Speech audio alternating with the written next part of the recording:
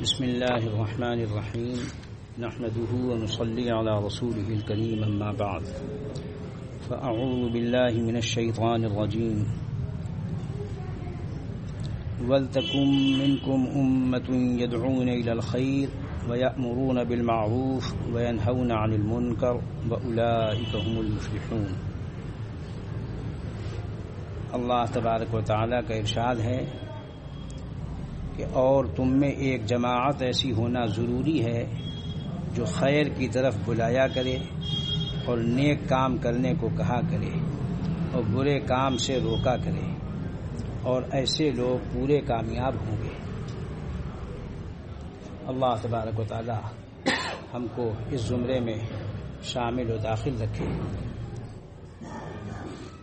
حکیم الامت مجدد الملت محی سنت ظاہرہ والباطنہ حضرت تھانوی نور اللہ مقدہ نے اپنی تفسیر بیان القرآن میں اس کی تفصیل یہ بیان فرمائی ہے کہ جو شخص امر بالمعروف اور نہی عن المنکر پر قادر ہو، یعنی قرائن سے غالب گمان رکھتا ہو کہ اگر میں امر نہیں کروں گا تو مجھے کوئی ضرر معتدے لاحق نہ ہوگا، یعنی جہاں امر بالمعروف اور نہی منکر کرنے کا موقع ہے وہاں یہ دیکھ لینا چاہیے کہ وہاں پر امر بالمعروف اور نہی منکر کرنے سے اس کو کوئی ایسی تکلیف، ایسا ضرر، ایسا نقصان تو لاحق نہیں ہو جائے گا جس کی اس کو سہار نہ ہو۔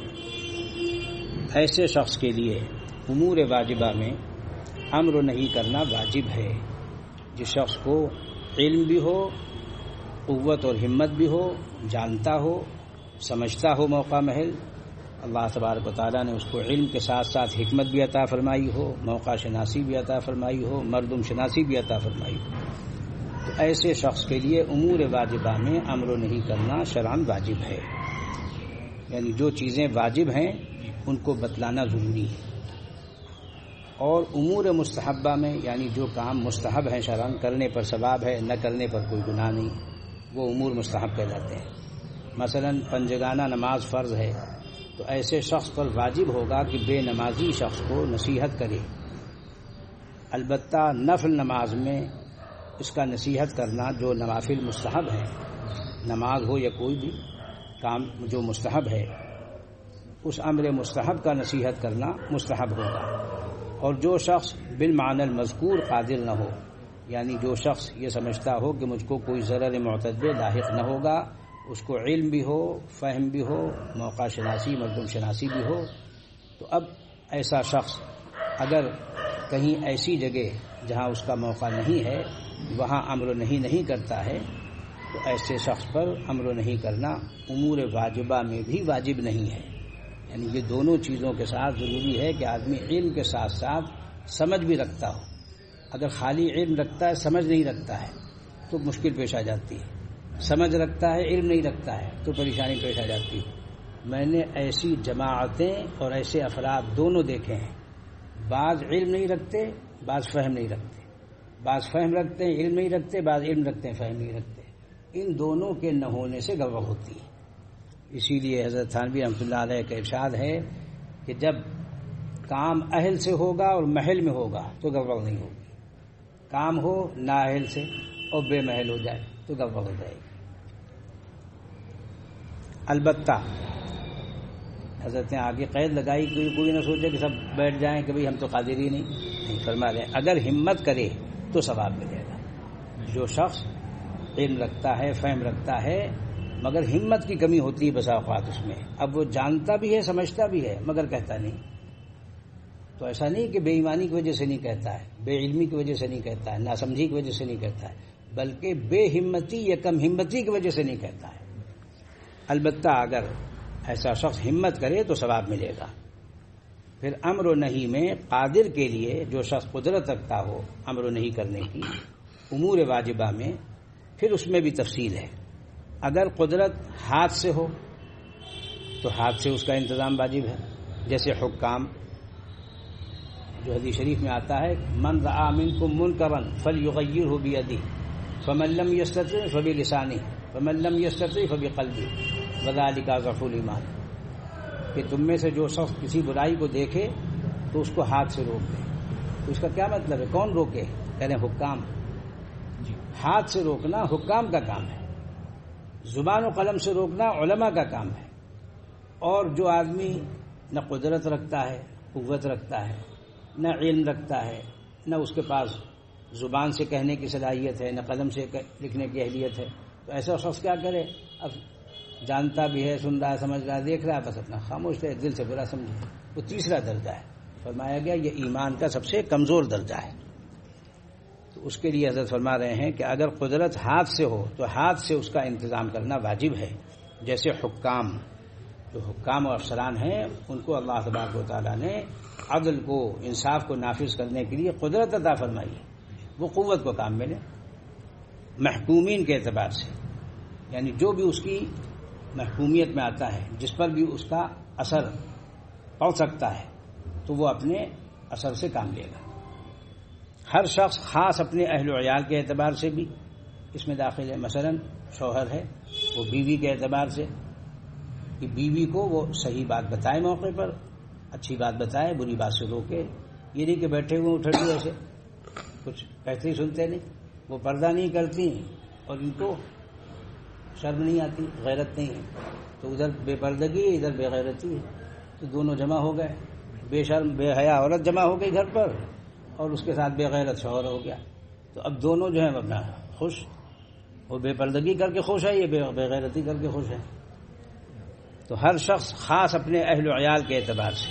اور باپ کا معاملہ پھر اور اہم ہے، اس کے لیے فقط بیوی نہیں بلکہ بچے بھی ہیں. تو شروع سے ایسا نظام رکھے، ایسا معمول رکھے کہ وہ دونوں یہ سمجھیں، بیوی بھی اور بچے بھی، کہ صحیح بات کو تو یہ قبول کریں گے اور غلط بات پر روکیں گے. جو باپ ایسا نہیں کرتا ہے وہ گھر بھی گڑبڑ ہو جاتا ہے.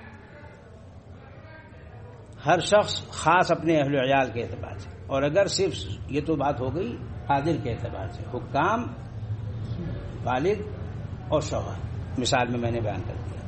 اور اگر صرف زبان سے قدرت ہو تو زبان سے کہنا واجب ہے.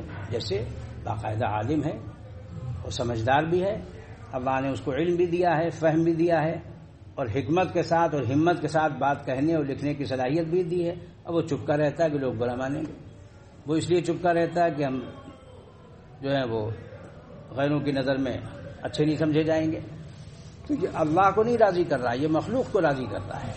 اسی لیے جاننے والا عالم اگر چپ رہتا ہے برائیوں کو دیکھ کر تو اس کو فرشتے کیا لکھتے ہیں؟ گونگا شیطان. ایک جاہل ہے وہ چپ رہتا ہے جہالت کی وجہ سے، تو جہالت کی وجہ سے چپ رہے، ٹھیک ہے، کوئی حرج کی بات نہیں. وہ سوچ رہا ہے کہ میں جب جانتا ہی نہیں کیا بولوں. لیکن ایک جانتا ہے، سمجھتا ہے، پھر نہیں بولتا ہے لوگوں کو خوش کرنے کے لیے. ایسا عالم اللہ کی نظر میں گونگا شیطان لکھا جاتا ہے. کہ یہ جو ہے عالم ہے مگر گونگا شیطان ہے، شیطان اخرس. اور اگر صرف زبان سے قدرت ہو تو زبان سے کہنا واجب ہے. اور غیر قادر کے لیے، جو شخص قادر نہ ہو، اس کے لیے صرف اتنا واجب ہے کہ تارک واجبات اور مرتکب محرمات سے دل سے نفرت رکھے. جو شخص بات کہنے اور سمجھانے کی قدرت نہیں رکھتا ہے، قوت نہیں رکھتا ہے. اب آپ نے سوچا یہ چیز تو غلط ہو رہی ہے، لیکن وہاں نہ اس کو روک سکتے ہیں نہ کہہ سکتے ہیں. تو کم سے کم درجہ کیا ہے؟ دل سے برا سمجھنا. جو شخص واجب کو چھوڑ رہا ہے اس کو کچھ نہیں کہہ سکے، یا کوئی حرام کام کا مرتکب ہو رہا ہے اس کو کچھ نہیں کہہ سکے، تو اس سے راضی نہ ہو جائے. اگر وہ راضی ہو گیا دل و دماغ سے تو پھر انہی میں سے ہے. تو ایسے شخص کے لیے ہے کہ دل سے نفرت رکھے. پھر قادر کے لیے، قادر کا مطلب کیا ہے؟ قدرت رکھنے والا. قدرت رکھنے، بار بار قادر کا لفظ آ رہا ہے. فرماتے ہیں کہ اس کی ضروری شرائط میں سے، من جملہ شرائط میں سے ایک ضروری شرط یہ ہے کہ اس امر کے متعلق جس کے لیے امر بالمعروف یا نہی عن المنکر کرنا ہے، اس امر کے متعلق شریعت کا پورا حکم اس کو معلوم ہو. اگر اس کو پورا حکم ہی معلوم نہیں ہے شریعت کا، اور قرآن پاک میں اللہ تبارک و تعالیٰ فرما رہے ہیں کہ تم میں ایک جماعت ایسی ہونی چاہیے جو خیر کی دعوت دے. اب اس کو خیر و دعوت کی تمیز، خیر و شر کی تمیز ہی نہیں، کیا دعوت دے گا وہ؟ اس کو یہی نہیں معلوم ہے کہ کیا حلال ہے کیا حرام ہے، کیا ثواب ہے کیا گناہ ہے. کیا جائز ہے کیا ناجائز ہے، کیا صحیح ہے کیا غلط ہے، اس کے لیے علم شرط ہے. تو دعوت الی الخیر کے بجائے وہ کیا کرے گا، دعوت الی الشر شروع کر دے گا. وہ سمجھے گا ہم دعوت الی الخیر کا کام کر رہے ہیں. تو فرما رہے ہیں کہ پھر قادر کے لیے ایک ضروری شرط یہ ہے کہ اس امر کے متعلق اس کو شریعت کا پورا حکم معلوم ہو. اسی طریقے سے امر بالمعروف اور نہی المنکر کے آداب میں سے ایک ضروری ادب یہ ہے کہ مستحبات میں جو کام مستحب ہے، یعنی کرے تو ثواب، نہ کرے تو کوئی گناہ نہیں، واجب میں نہیں کہہ رہے، مستحب کام میں مطلقاً نرمی کرے. جیسے فرض واجب ہے اس میں تو ذرا سختی کی ضرورت ہے. جیسے بچے کے لیے ہے کہ جب 7 سال کا ہو جائے تو اس سے کہے نماز پڑھو، ابھی مارے پیٹے نہیں. اب جب 10 سال کا ہو جائے تو اس کے بعد ٹیپ بھی لگائے، سو رہا ہے ہٹا دے بستر، اس کو اٹھا کر بٹھائے کہ ٹھیک تو سو رہے ہو. اب وہاں بھی وہ چغم، دکان نہیں جاتا غصے ہوتے ہیں، کارخانے نہیں جاتا غصے ہوتے ہیں، لیکن وہ نماز نہیں پڑھتا، روزہ نہیں رکھتا تو کوئی غصہ نہیں، کوئی ناگواری نہیں. لیکن یہ مستحب کام کے لیے بتلا رہے ہیں جس کام کے کرنے میں ثواب اور نہ کرنے میں کوئی گناہ نہ ہو. مستحب کاموں میں مطلقاً نرمی کرے، اور واجبات میں اولاً نرمی، جیسے 7 سال کی عمر میں، پھر 10 سال کی عمر میں، پھر 15 سال کی عمر میں. تو دیکھو ترتیب شریعت نے خود رکھی ہے. پہلے 7 سال میں بچہ ایک شعور میں آ جاتا ہے، 10 سال میں اور شعور میں آ جاتا ہے، 15 سال میں بالکل باشعور ہو جاتا ہے. تو واجبات میں اولاً نرمی کرے اور نہ ماننے پر سختی کرے. لیکن یہ سب کہاں ہے؟ جہاں یہ امکان ہے کہ اس سے کہا جائے گا نرمی سے سختی سے تو وہ مانے گا. اور ایک تفصیل قدرت میں یہ بھی ہے کہ دستی قدرت میں ہاتھ سے روکنے کی جو بات کہی گئی اس میں کبھی تو اس امر و نہی کا ترک جائز نہیں. اور زبانی قدرت میں یعنی کہہ رہے ہیں کہ جب کسی کو قدرت ہے اور قدرت ہوتے ہوئے حکام اور افسران اس میں ڈھیل برت رہے ہیں، اللہ کے مجرم بن رہے ہیں. اور زبانی قدرت میں مایوسی نفع کے وقت ترک جائز ہے. اب کوئی عالم ہے، مفتی ہے، اب اس کہہ رہا ہے، 40 سال تک اس کا باپ کہتا رہا، 12 سال سے وہ کہہ رہا ہے، اب لوگ نہیں سنتے تو وہ کہنا اگر چھوڑ دے تو جائز ہے اس کے لیے. کیوں؟ یہ ڈھیٹ لوگ ہیں، بات نہیں سنتے، بات نہیں سمجھتے، بات نہیں مانتے، پتہ چلے ڈھیٹ لوگ ہیں، اب ان کو ان کے حال پہ چھوڑ دو. کیوں؟ یہی سزا ہے ان لوگوں کی کہ ان کو نہ بتایا جائے. اگر وہ ایسا کرنے لگے تو اللہ کے یہاں گنہگار نہیں ہوگا. اور زبانی قدرت میں مایوسی نفع کے وقت ترک جائز ہے کہ ان کو نہ اچھائی بتائی جائے نہ برائی بتائی جائے، چھوڑو ان کو ان کے حال پر. لیکن مودت اور مخالطت کا بھی ترک واجب ہے. 2 باتیں ہیں، یہ نہیں کہ میٹھا میٹھا تو حب اور کڑوا کڑوا تھو، مثل مشہور ہے نا. جیسے ایک پیر صاحب تھے، ان کے پاس ایک مرید آیا، کہنے لگا حضرت میں نے خواب دیکھا ہے. کہا کیا دیکھا ہے؟ کہا کہ میرے ہاتھ آپ کے ہاتھوں سے دودھ اور شہد ٹپک رہا ہے اور میں اسے اپنی زبان سے چاٹ رہا ہوں. تو کہا بھی اس میں کیا سمجھانے کی بات، اسی تعبیر تو ظاہر ہے کہ مجھ سے تم کو علم و عمل ملتا ہے، وہ تم کو دودھ اور شہد کی شکل میں دکھائے گا. کہ نہیں حضرت ابھی خواب پورا نہیں ہوا. کہ اچھا اور آگے کیا دیکھ؟ کہ میرے جو پیشاب پاخانہ ٹپک رہا اسے آپ چاٹ رہے ہیں. سنو، یہ صورت ہو رہی اس وقت، کان کھول کے سنے لوگ جو مالداروں کی دم میں لگے ہوئے ہیں. حقیقت دکھلا دی جاتی کبھی کبھی. ان آدھے خواب پہ خوش ہو گئے پیر صاحب. مرید نے کہا نہیں پورا خواب حضرت سنیے، ابھی خواب پورا نہیں ہوا، ہم جو حد موت رہے ہیں وہ آپ چاٹ رہے ہیں، وہ آپ کھا رہے ہیں. اب خاموش ہو. کیوں؟ ان سے ان کو علم و عمل کا نفع جو ظاہر ہو رہا تھا وہ تو مل رہا تھا، لیکن ان سے وہ کیا کر رہے تھے؟ سود اور رشوت وصول کر رہے تھے. سود اور رشوت کو حرام نہیں بتلا رہے تھے، مردار کو حرام نہیں بتا رہے تھے، خون کو حرام نہیں بتا رہے تھے، سودی لین دین کو پرچینگنگ کو حرام نہیں بتا رہے تھے. کیوں؟ میرا ہدیہ بند ہو جائے گا، میری پذیرائی بند ہو جائے گی، ختم ہو جائے گی، میں پھر حضرت نہیں کہا جاؤں گا، پھر میں مفتی صاحب نہیں کہا جاؤں گا. تو اگر یہ کوئی کر رہا ہے تو یہ پھر کیا ہے؟ وہ اللہ کے دین کا محافظ نہیں ہے، لصوص الدین ہے، دین کا چوٹا ہے، دین کا چور کہا گیا حدیث شریف میں، وہ دین کی چوری میں لگا ہوا. جیسے کسی کو رکھا جائے دربان کہ دیکھو میاں یہاں کوئی اندر نہ گھسنے پائے. اس نے کیا کیا پہرے دار نے؟ کہا دروازہ تو میں بند رکھوں گا، ایک کھڑکی کھلوائی دیتا ہوں، اس میں سے آ جائے گا، اس میں سے لے جائے گا. یہ کیا کر دیا تم نے؟ چور دروازہ کھول دیا. تم تو اس لیے مقرر تھے کہ اس میں کوئی نقب نہ لگائے، کوئی چوری نہ کرے، تم نے چور دروازے بتا دیے اس کو. سود بھی حلال کر دیا تم نے ان کے لیے، رشوت بھی حلال کر دی، جھوٹ بھی، فریب بھی. جی کیا فرمایا گیا حدیث شریف میں؟ جو شخص جھوٹ بولنے کی عادت رکھتا ہو، جو شخص وعدہ خلافی کی عادت رکھتا ہو، جو شخص امانت میں خیانت کرتا ہو، وہ کون ہے؟ منافق ہے، منافق ہے، منافق ہے. کیا ہو رہا ہے اس وقت مساجد کے ساتھ؟ کیا ہو رہا ہے اس وقت دینی اداروں کے ساتھ؟ کیا ہو رہا ہے مقابر کے ساتھ؟ کیا ہو رہا ہے خانقاہوں کے ساتھ؟ خانقاہوں میں مجاور رہ گئے یا گورکن، کہتے ہوئے بھی اچھا نہیں معلوم ہوتا ہے. مسجد میں خنزیر اور کتے ٹہل رہے ہیں اپنی آنکھوں سے دیکھ کر ہمارے. کوئی کچھ نہیں، ہماری کہاں سے، ہماری وجہ سے ہوتا ہے، کچھ بھی ہوتا ہے. اور ایک تفصیل قدرت میں یہ ہے کہ دستی قدرت میں تو کبھی اس امر و نہی کا ترک جائز نہیں، اور زبانی قدرت میں مایوسی نفع کے وقت ترک جائز ہے. لیکن مودت و مخالطت کا بھی ترک واجب ہے. یعنی ایسے لوگوں میں جو معاصی میں، محرمات میں، حرام کمائی میں، حرام کھانے کھلانے میں مشغول ہیں، وہاں دعوتوں میں کیوں جاتے ہو؟ پھر اس سے بھی تو الگ رہو. اگر ان کو کچھ نہیں بتلاتے پھر ان کے ہاں جاؤ بھی مت، پھر ان کے ہاں جاؤ بھی مت.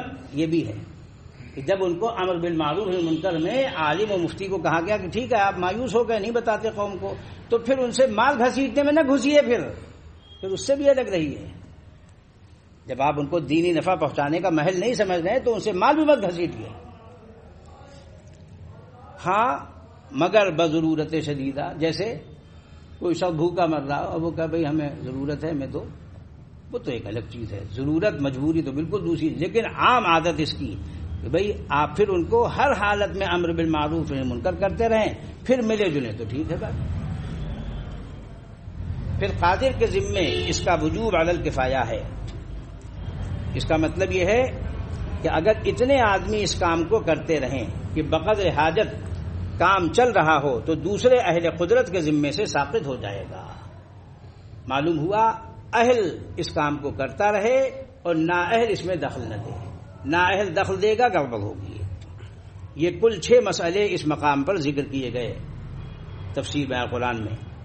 اور حضرت آگے فرماتے ہیں کہ امر بالمعروف اور نہی منکر کے لیے علم کی شرط ہونے سے معلوم ہو گیا ہوگا کہ آج کل جو اکثر جاہل یا کل جاہل واز کہتے پھرتے ہیں اور بے دھڑک روایات و احکام بلا تحقیق کے بیان کر دیتے ہیں، وہ سخت گنہگار ہوتے ہیں اور سامعین کو بھی ان کا واز سننا جائز نہیں ہے. اس کے آگے حضرت حکیم الامت کے بہت معتمد مفسر حضرت مولانا حبیب احمد صاحب کیرانوی رحمۃ اللہ علیہ تحریر فرماتے ہیں کہ جاننا چاہیے تفسیر حل القرآن میں کہ دعوت الی الخیر اور امر بالمعروف اور نہی المنکر کے اہل وہی لوگ ہیں جو دین کو بخوبی سمجھے ہوئے ہیں، اور جو دین کی حقیقت ہی نہیں جانتے وہ اس کے اہل نہیں ہیں. اگر وہ ایسا کریں گے تو خود بھی برباد ہوں گے اور دوسروں کو بھی تباہ کریں گے. جیسا کہ ہمارے زمانے میں ہر شخص نے دعوت و تبلیغ کو پیشہ بنا رکھا ہے اور ہر شخص واعظ و مصلح بن رہا ہے، جانتا ہو یا نہ جانتا ہو، امامت کے لیے تیار، واعظ کے لیے تیار، فتویٰ دینے کے لیے تیار. کیونکہ ان لوگوں سے، ایسے لوگوں سے جو نااہل ہوں، نہ جانتے ہوں، نہ قابلیت رکھتے ہوں، نہ لیاقت رکھتے ہوں، نہ علم رکھتے ہوں، تو یہی 3 چیزیں ہیں بھائی، علم رکھتا ہو، لیاقت رکھتا ہو، قابلیت رکھتا ہو، یہ تینوں چیزیں غائب ہیں اور اس کے لیے پریشان ہے. ایسے لوگوں سے دین کو بجائے فائدے کے ضرر پہنچتا ہے، نقصان ہی پہنچتا ہے. بس جس شخص کو تبلیغ کا شوق ہو، پہلے اس کا فرض ہے کہ وہ خود علم حاصل کرے تاکہ وہ دوسروں تک بلا تغیر و تبدل، بغیر کسی رد و بدل کے صحیح طور پر پہنچا سکے. اگر یہ نہ ہو تو کم از کم اتنا تو ہونا ہی چاہیے کہ پہلے وہ کسی دیندار عالم دین کے ماتحت، عالم بعمل کہنا چاہیے، دیندار عالم بعمل کو کہتے ہیں، دیندار عالم باعمل کے ماتحت اور اس کی ہدایتوں کا پابند رہ کر اس کام کو کرے۔ جہل اور خودرائی اور غلط جذبات کے ماتحت ہو کر اس کام کو کرنا، امر بالمعروف نہی منکر، اور خاص طور پر دعوت الی الخیر، ورنہ دعوت الی الخیر کے بجائے کیا کرے گا؟ وہ دعوت الی الشر کر دے گا، اور بجائے وہ امر بالمعروف کے کیا کرے گا؟ امر بالمنکر کر دے گا، اور بجائے نہی منکر کے نہی عن المعروف کر دے گا۔ تو کہتے ہیں کہ جہل اور خودرائی اور غلط جذبات کے ماتحت ہو کر اس کام کو کرنا دین کے لیے بھی خطرناک ہے، مسلمانوں کے لیے بھی خطرناک ہے، اور خود اس کے لیے بھی خطرناک ہے، چونکہ وہ خیشتن گمست کرا رہبری کو ندی، جب وہ جانتا ہی نہیں تو رہنمائی کیا کر رہا ہے بھائی؟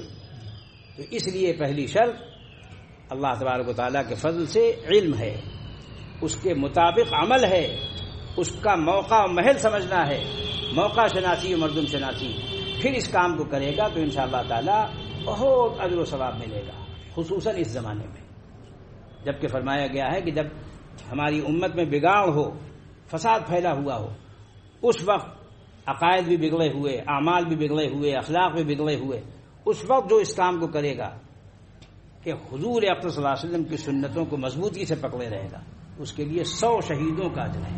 اللہ تبارک و تعالی ہم سب کو اس زمرے میں شامل و داخل لاحق فرمائے۔ وآخر دعوانا الحمدللہ رب العالمین۔